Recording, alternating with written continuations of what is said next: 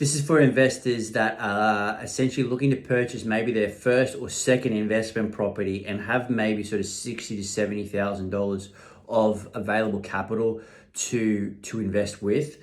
The challenge with what you have at the moment is it's a small deposit, and so there's a couple of different sort of scenarios that are available to you, and it depends on, I guess, your timeline that you're working with to achieve your objective, on which particular type of approach that you might take.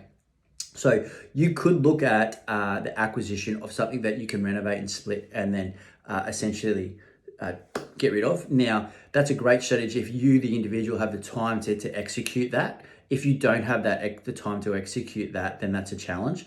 Also, if you're looking to execute that particular type of methodology, then you also need to understand the various cost structures associated with executing that. So before you even start to look at different types of houses, probably get clear with some local builders in the area that specialize in renovations, or hire a hubby or somebody like that, that you can go, okay, all right, well, if it's to replace a kitchen, paint the house, and do some other cosmetic sort of uplift, like what would be an average sort of cost structure that I could use as an application when I'm viewing potential houses to apply that approach. So that's one way that you can look at renovating, uplifting, create some extra value, sell the house off, or alternatively, keep it because you've created some equity uplift. So you've got to be a little bit more tactful, right, with the approach when you're looking at that type of strategy. So very active in the way that you're doing about it, but it's a great way to be able to manufacture growth really quickly.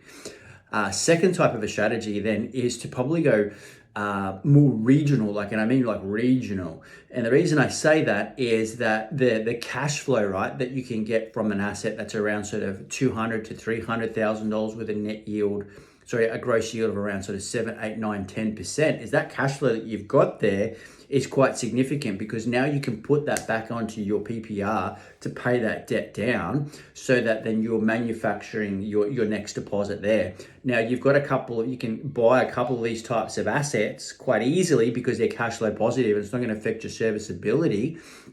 But then the objective here is probably not to hold on to those forever, because they've served their purpose. So they are tactics as part of a strategy. And once you've got a big enough deposit to be able to sell those off, then use the deposit that you've been able to generate, then the growth, although minute, from those particular assets, and then redeploy that. Now, there's going to be some cost to that in regards to capital gains tax and things like that. So you need to factor that into part of the strategy. But you've got to think long term when you have small deposits, if that's you. And that's the only way, probably the only two ways that I see right now in the marketplace that individuals can fast track their approach. Is they've got to be a bit more hands-on with their investing strategy, and they've got to be a little bit more outside the box, and it's not a buy and hold kind of approach like we're used to in Australia.